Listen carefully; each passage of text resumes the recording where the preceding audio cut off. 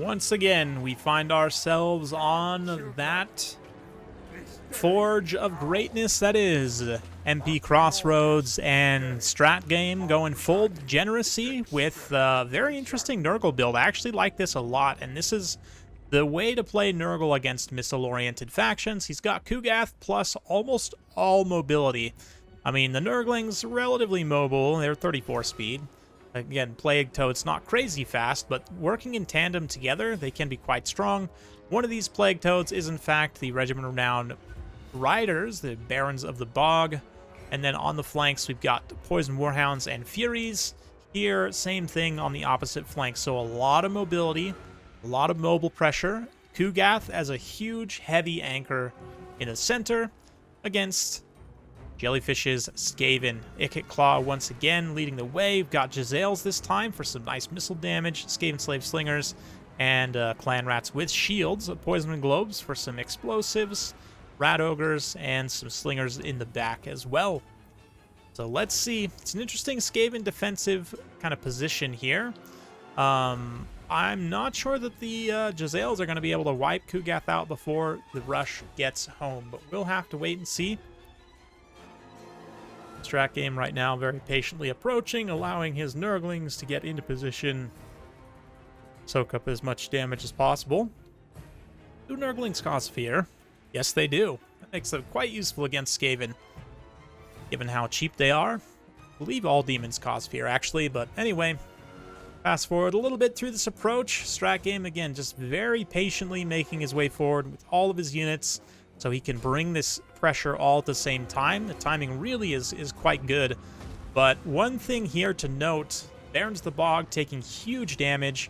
General, the Nurgle in general has been taking significant damage on the approach, but notice which unit is not taking that damage.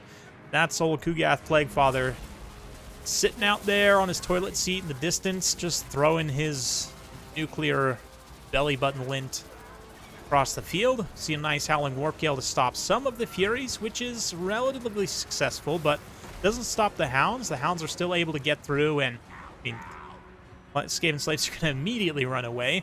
Poison Wind Globes also threatening to run there. The Toads and Nurglings combination is more than enough to break through like Clan Rats and such in the front line. Rat Ogres are going to be a little bit tougher, but the chaotic advance is definitely underway as Strat Game's done a very effective job already in breaking apart Jellyfish's formation. That said, he's already behind on the balance of power a little bit as he's starting to lose some units. Hounds running away very quickly is not a surprise, but Furies also evaporate. Again, not a surprise, but a few of the Furies have already turned to dust, which is most unfortunate. But likewise on the Skaven side, I mean, we've already got one Jezzail routed, one Poison Globe sufficiently shut down, pretty much destroyed, another Jezzail right on the verge of routing, so it's looking tough for Skaven to try and maintain their discipline. Let's see. Ikit obviously has something to say about it. His Zap and Doom Wheel is going to be a nice tool, potentially, at taking down some of these demonic units if he can get it to fire in the right places. Yeah, the Skaven having some leadership issues, it must be said, but the Skaven are often very dangerous when they get in sort of a decentralized manner like this, where you have units all over the field. If the player's micro is up to the task, can be sometimes very punishing, but a nice engagement from those Furies, again, keeping those high-value Poison Wind Globes routed as much as possible. And by now, Strat Game is just putting in some textbook clinical Total War play, chasing down high-value routing units with his mobility, making sure he cleans up and doesn't allow those units to come back and punish him in the late game. Kugath, of course, completely healthy still in the center, basically untouched. He's now moved into melee combat to try and finish things manually. But Toads are continuing the pressure as well. We've got a little bit of a pocket of Skaven forming over here, but definitely some mobility that can threaten them. And I mean, even as it is right now, these Toads and Nurglings are taking a lot of damage, but let's see, barely 1,000 cost between those two units. So it's not looking ideal for the Skaven, but let's see if they can pull this back. Got some units coming back from route here, of course, and Ikit Claw unleashing a Flensing Ruin on just the Furies there. I think that's honestly a little bit of a mistaken cast, but again, right now, the damage is going into everything that's not Kugath, which is great for Kugath, because then he can just kill everything in the late game, which he often wants. Anyway, Poison Warhounds. I love the juxtaposition of the green Nurgle units with this red Skaven color scheme. I have to say, it looks very nice. Or the Warhounds are going to rush in. Toads continuing to pressure. Looks like the Globes are in a position where they could potentially fire in and try and finish those Toads off. Yeah, if they can get free, maybe fire into those Nurglings real quick. These Bombers as well in a position where they could fire into Nurglings. So I think, though, that Jellyfish is likely prioritizing Micro on like Ikit Claw and other units, not necessarily noting these Poison Wind Globes. But yeah, this unit here going to get sandwiched between Hounds and Nurglings. A little bit of a Brass Orb here from Ikit, but it looks like he also just got hit by something there. That Rancid Visitation spell from Kugath to try and deal huge damage to him, or at least enough single entity damage to try and finish off the leadership of the Skaven. Not looking great for them right now, but Kugath getting a nice tear out on this pocket here. We do have a pocket forming over here. Some Clan Rat Spears and Clan Rats getting in a nice defensive position together.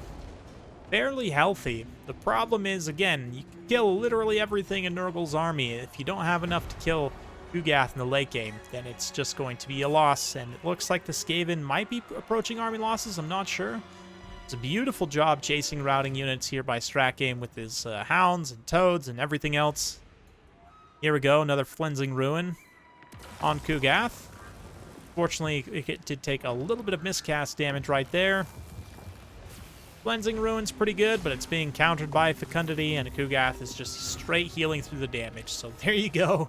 Realizing his attempt was futile, Ikit Claw flees, and that's going to be the series and the game for Strat Game. Nice way to finish things out with a Nurgle kind of mobility build with Kugath in the center. A lot of units aren't necessarily going to pay for themselves. Some of them do, but like some of the Toads and the Hounds especially do. Nice to see there, but it's just an interesting one. I mean, I don't totally hate Jellyfish's build. I don't really know this matchup. I haven't practiced it a ton from the Skaven side. I have some ideas, but I think it probably is pretty tough for them.